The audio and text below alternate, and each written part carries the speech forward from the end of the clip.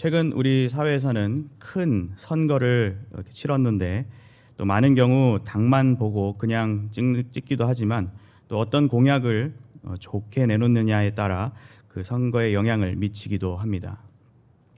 때론 서로의 공약을 비판하며 자신의 공약이 좋은 공약이다라고 목소리를 높이는 후보자들의 말을 듣고 있으면 솔깃하고 또 기대감이 들기도 하지만 결국 허울뿐인 경우가 많은 것 같습니다. 또 어떤 경우는 그것이 좋은 공약 같아 보이지만 들여다보면 특정 기업의 일감을 몰아준다거나 세금을 남발하는 등 사실상 우리 사회를 더 어지럽게 만드는 무책임한 공약들이 있기도 합니다. 이처럼 인간과 인간 사이에 그리고 기업과 사회와 국가에 이르기까지 다양한 약속을 하는데 이처럼 지켜지지 않는 약속이 있거나 불순한 목적이 담겨 있는 경우가 많이 있습니다. 이런 불완전한 인간 사회와는 비교할 수 없이 변함없는 확실한 약속, 반드시 필요하고 유익한 약속이 있는데 그것은 바로 하나님의 언약입니다. 하나님의 언약은 주의 백성에게 주어진 소중한 교훈들 가운데 매우 중요한 부분으로 성경 곳곳에서 교훈을 제시하고 있습니다.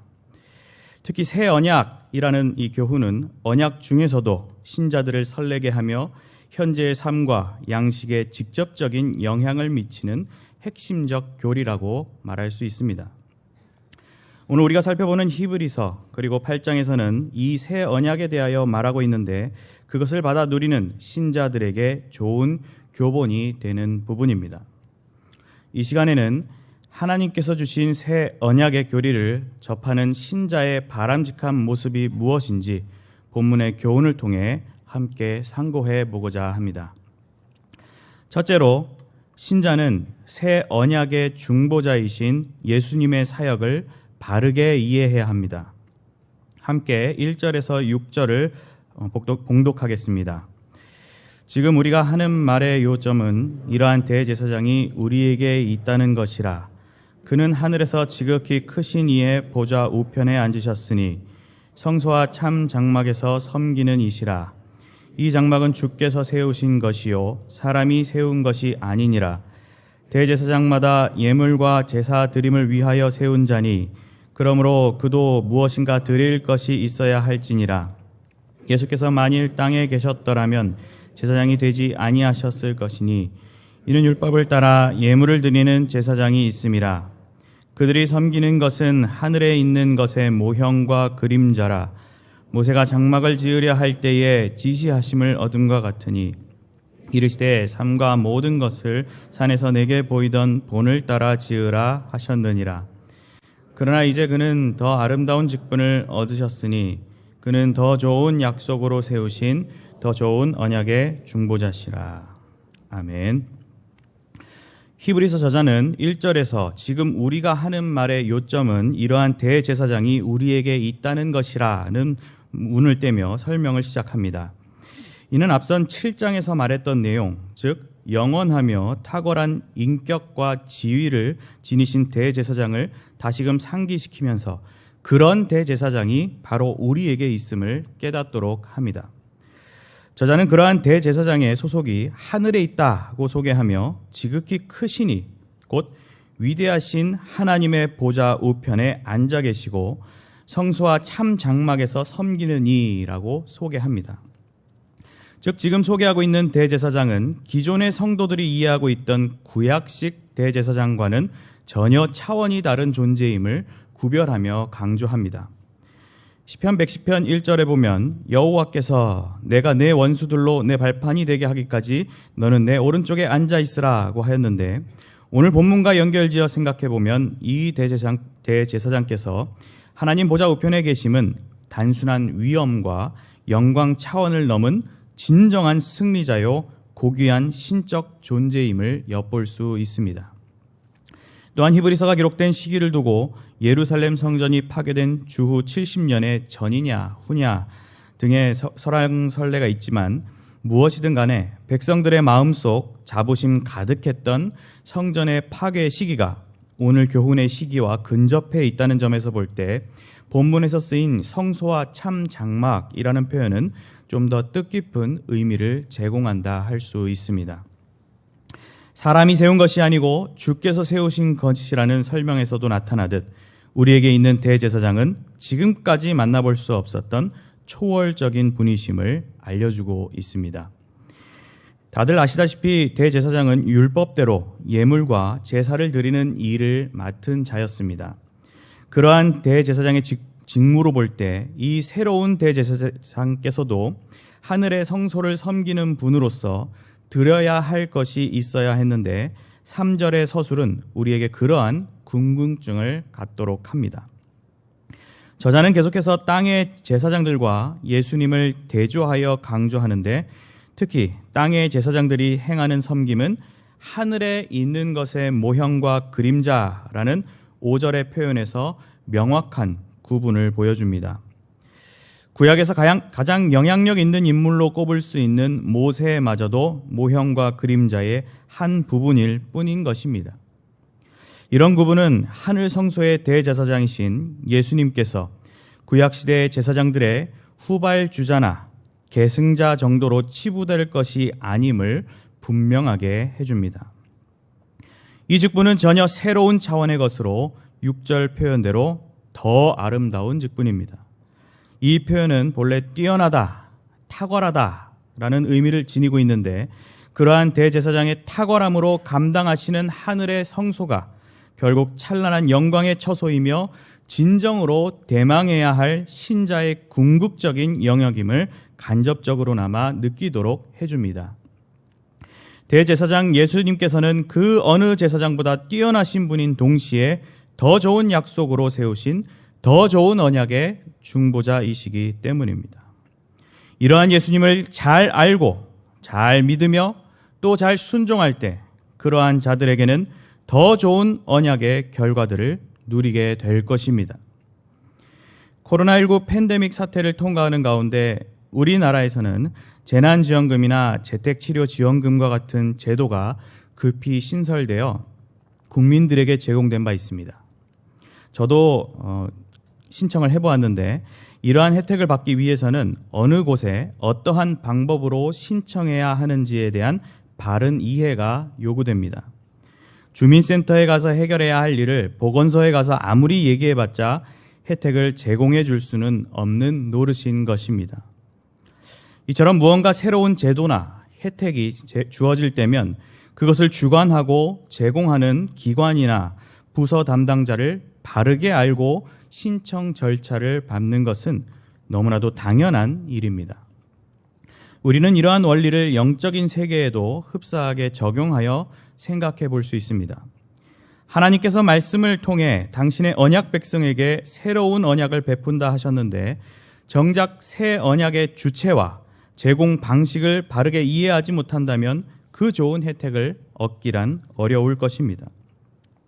적어도 새 언약을 받은 신자라면 그러한 새 언약의 교리를 바르게 이해하기 위한 관심과 노력을 기울여야 합니다. 그래서 히브리서 저자도 계속 대제사장이 어떤 분인지 설명해왔고 또 오늘 본문 표현대로 요점 정리까지 해주고 있는 것입니다. 오늘 본문에서도 설명하듯 새 언약의 핵심이요 완성자는 바로 예수 그리스도이십니다. 이 새 언약의 교리를 바르게 이해하고 그 핵심이신 예수님을 알아가기 위해서는 결국 그 언약의 교훈이 흘러나오는 성경 말씀으로 우리의 시선을 돌려놓아야 합니다. 말씀을 탐독하고 예수님에 대하여 깊이 알아갈 때 비로소 신자의 마음은 은혜의 감격으로 채워져 갈 것입니다. 이러한 삶은 새 언약의 영원한 복을 누리는 찬란한 결과로 이어지게 될 것인데 이는 미래만이 아닌 현재의 삶에도 유익이 따릅니다. 사도 바울은 에베소서 4장에서 하나님의 아들을 믿는 것과 아는 일에 하나가 되어 온전한 사람을 이루어 그리스도의 장성한 분량이 충만한 데까지 이르리니 라고 하며 그리스도의 몸을 세우는 과정이 됨을 강조하였고 빌립보서 3장에서 내주 그리스도 예수를 아는 지식이 가장 고상하기 때문이다 라고 모든 것을 해로 여기고 배설물로 여기는 삶을 산다고 하였습니다. 또 사도 베드로는 그의 서신 가운데 하나님과 우리 주 예수를 알므로 은혜와 평강이 너희에게 더욱 많을 것이다고 하였습니다. 그렇기 때문에 신자들은 주의 몸된 교회를 중심으로 주의 말씀을 받고 배우며 함께 실천하고 나누는 삶을 살아가는 것입니다. 이 일에 기꺼이 즐겁게 동참해 갈 때 신자는 마음에 하나님을 대적하는 세상적 이론과 가치는 무너지고 구원의 감격, 은혜의 기쁨도 채워지게 됩니다. 혹 말씀을 가까이 하는 삶을 제대로 살지 못하셨다면 어떠한 모습으로라도 여러분의 마음과 시간이 말씀으로 채워지도록 힘써 보시기 바랍니다.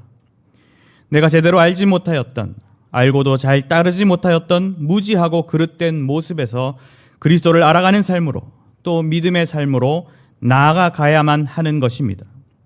그리하였을 때 비로소 구원자요 중보자 되시는 예수님을 통하여 저와 여러분은 더 좋은 언약을 제대로 누리기 위한 만반의 준비를 이루게 될 것입니다. 새 언약의 핵심이신 중보자 예수님의 사역을 바르게 이해함으로 새 언약 성취의 출발점에 함께 서 계시는 성도님들이 되시길 간절히 바랍니다. 둘째로, 신자는 새 언약의 수혜자로서 변화받은 모습이 삶에서 나타나야 합니다. 함께 7절에서 13절을 봉독하겠습니다. 저 첫 언약이 무흠하였더라면 둘째 것을 요구할 일이 없었으려니와 그들의 잘못을 지적하여 말씀하시되 주께서 이르시되 볼지어다 날이 이르리니 내가 이스라엘 집과 유다 집과 더불어 새 언약을 맺으리라. 또 주께서 이르시기를 이 언약은 내가 그들의 열조의 손을 잡고 애굽 땅에서 인도하여 내던 날에 그들과 맺은 언약과 같지 아니하도다. 그들은 내 언약 안에 머물러 있지 아니하므로 내가 그들을 돌보지 아니하였노라. 또 주께서 이르시되 그날 후에 내가 이스라엘 집과 맺을 언약은 이것이니 내 법을 그들의 생각에 두고 그들의 마음에 이것을 기록하리라. 나는 그들에게 하나님이 되고 그들은 내게 백성이 되리라. 또 각각 자기 나라 사람과 각각 자기 형제를 가르쳐 이르기를 주를 알라 하지 말 것은 그들이 작은 자로부터 큰 자까지 다 나를 알미라. 내가 그들의 불의를 긍휼히 여기고 그들의 죄를 다시 기억하지 아니하리라 하셨느니라. 새 언약이라 말씀하셨음에 첫 것은 낡아지게 하신 것이니 낡아지고 쇠하는 것은 없어져 가는 것이니라. 아멘. 저자는 이제 관심을 대제사장이신 예수 그리스도에서 새 언약으로 조금 바꾸어 설명합니다.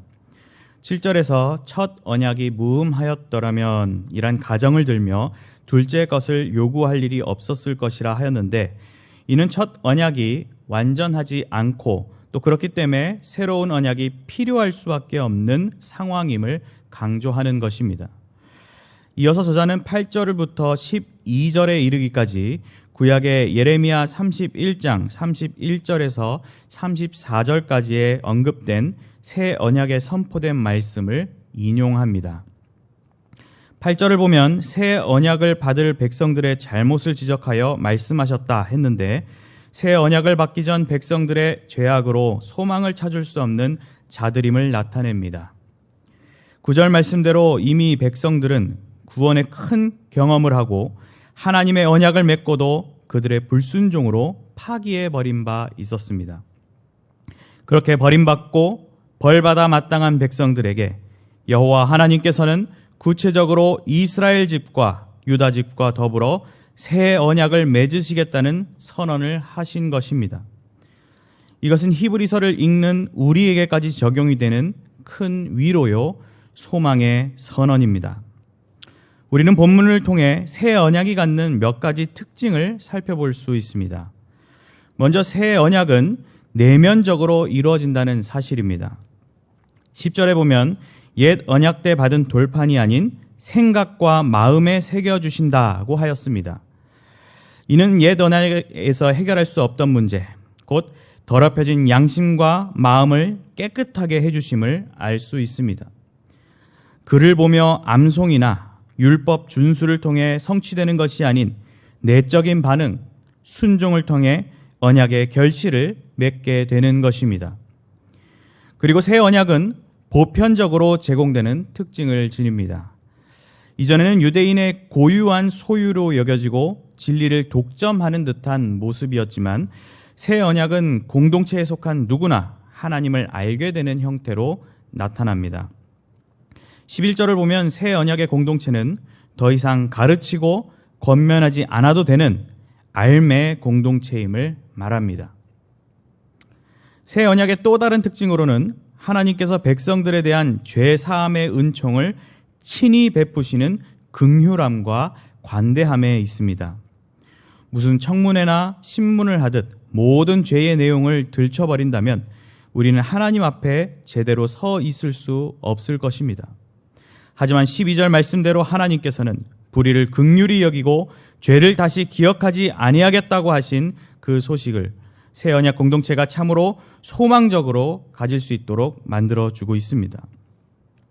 이처럼 새 언약을 받은 백성들은 이전과는 차원이 다른 삶을 살게 됩니다. 아니 13절 표현처럼 이전 것은 오히려 낡아지는 것으로 없어져 나가는 것이기에 이제는 새 언약에 집중되어야 함을 깨닫도록 합니다. 지난 3월 북한은 ICBM이라 불리는 대륙간 탄도미사일을 시험 발사하였습니다. 이는 북한이 국제사회에 약속한 ICBM 발사 유예를 스스로 파기한 것으로 유엔 안보리 결의에 대한 명백한 위반이었습니다. 만일 북한이 핵 미사일 발사 실험을 완전하고 검증 가능하며 되돌릴 수 없는 방식으로 중단했다면 그들의 체제와 생존을 위한 것들이 제공됐을 것입니다. 하지만 그들은 약속을 스스로 파기함으로 국제사회의 강력한 규탄과 제재를 피할 수 없는 처량한 처지에 이르게 된 것입니다. 이와 마찬가지로 내게 도움이 되는 약속을 스스로 파기하여 좋은 혜택을 상실하는 어리석은 일들이 우리 삶에서 일어나서는 안 될 것입니다. 바로 새 언약은 신자들을 향해 제공되는 최고로 좋은 선물입니다. 율법적이고 불순종적인 신앙의 모습 가운데 파기돼 버린 과거의 언약은 말끔히 씻긴 채 예수 그리스도의 보혈 아래 완전히 새로운 삶과 공동체를 이루게 되었습니다. 우리는 무엇보다 이러한 대반전의 인생, 선물과 같은 삶이 바로 나 자신에게 부여됐음을 기억해야 합니다. 죄가 사망 안에서 왕노릇할 때 죄의 종이 되어 날마다 넘어지는 비참한 삶이었지만 내가 이스라엘 집과 유다 집과 더불어 새 언약을 맺으리라고 하신 하나님께서는 그 새 언약을 바로 우리 자신, 저와 여러분에게 친히 맺어주셨습니다. 하나님께서 나와 언약을 맺어주시는 말씀이라 생각하시면서 자신의 이름을 넣어서 내가 장지성과 더불어 새 언약을 맺으리라 이런 식으로 한번 스스로 읊어보시기 바랍니다. 우리는 이렇게 값진 수혜를 입은 자로서 큰 자부심과 감사의 마음을 가져야 합니다. 언약이란 개념이 여전히 상호적인 성격을 지니기에 언약의 당사자다운 모습을 가져야 합니다. 물론 그것은 억지로 할 것도 아니며 우리 가슴에서 우러러 나오는 진심 어린 반응이어야 합니다. 즉 우리는 말씀을 통해 예수 그리스도를 알아가는 삶의 바람직한 반응으로서 말씀을 중심으로 한 삶으로 나아가야 합니다. 여러 믿음의 선배들이 예수 그리스도를 모범으로 삼은 참 제자가 되려 하였듯 우리도 그 모범을 쫓아가기에 힘써야 합니다. 한 걸음 한 걸음씩 그러한 삶으로 채워간다면 우리의 삶의 자세도 변화할 것입니다. 내 마음과 입술 그리고 행위에서 벗어날 수 없었던 크고 작은 죄악들은 줄어들고 점차 하나님의 마음에 합한 사람으로 변화해 갈 것입니다. 그러한 우리의 변화가 이웃에게 선한 영향을 미칠 것이며 그런 우리의 믿음의 고백과 복음의 전달은 하나님의 구원 역사를 적극적으로 완성해 갈 것입니다. 새 언약을 받은 사람의 모습이 누가 보아도 새로워 보이기 마련입니다. 다가오는 맥주 감사 주일만 하더라도 상반기를 지켜주시고 채워주신 하나님께 진정으로 감사의 마음을 담아 영광을 올려드리고 또 작정한 태신자를 위해 간절히 기도하는 가운데 기쁨으로 복음을 전하려는 모습이 나 자신의 모습에서 자연스럽게 드러나야 하지 않겠습니까? 내가 받은 은혜가 거저 받은 것이라 여겨지며 고백이 되신다면 정말 온 마음과 정성을 다해 갚아가야 함이 마땅합니다. 언약을 친히 베푸신 하나님의 마음을 시원하게 또 기쁘시게 하는 보람찬 신앙생활을 이루어 가시는 저와 여러분이 되길 원합니다. 그리하였을 때 아무나 누릴 수 없는 천국 백성의 특권적 행복을 우리의 신앙생활 안에서 체험할 것입니다. 새 언약의 당사자요 수혜자인 백성으로서 진정한 변화가 삶에서 표출되며 새 언약 성취의 최종 목적지까지 함께 입성하시는 성도님들이 되시길 간절히 바랍니다. 사랑하는 성도 여러분, 그리고 헌신을 다짐하시는 제12, 13, 14 여전도의 회원 여러분, 요새 무슨 패스나 구독이라고 하여 회원의 자격을 얻게 되면 마음껏 이용할 수 있는 멤버십 서비스가 유행처럼 제공되고 있습니다. 만일 혜택의 대상인 것을 모르거나 대상임에도 그 방식을 제대로 이해하지 못해 누려야 할 것들을 누리지 못한다면 참으로 아까운 일이라 할 수 있습니다. 오늘 1절에서 이러한 대제사장이 우리에게 있다고 선언하셨던 저자의 호소를 곰곰이 나에게 적용해 보는 가운데 내게 제공되고 있는 지상 최고의 혜택을 놓치지 마시기 바랍니다. 정말 아무에게나 주어지지 않는 더 좋은 언약의 멤버십이 의로우신 예수님의 속전을 통해 못난 죄인인 나에게 거저 제공되었음을 기억하시고 깊이 감사하시기 바랍니다. 우리가 잘 믿고 순종하여 이 언약의 혜택이 주는 유익을 즐겁게 누릴 때 많은 이들이 우러러보고 관심을 가지며 그것을 누리고 싶은 마음까지 들게 될 것입니다. 새 언약의 중보자이신 예수님의 사역을 바르게 이해하며 새 언약의 수혜자로서 변화받은 삶 속에서 드러내는 가운데 하나님의 언약 성취의 위대하고 아름다운 역사를 이루는데 기꺼이 동참하시는 경영의 성도님들과 제12, 13, 14 여전도의 회원들이 되시길 주님의 이름으로 간절히 축원합니다.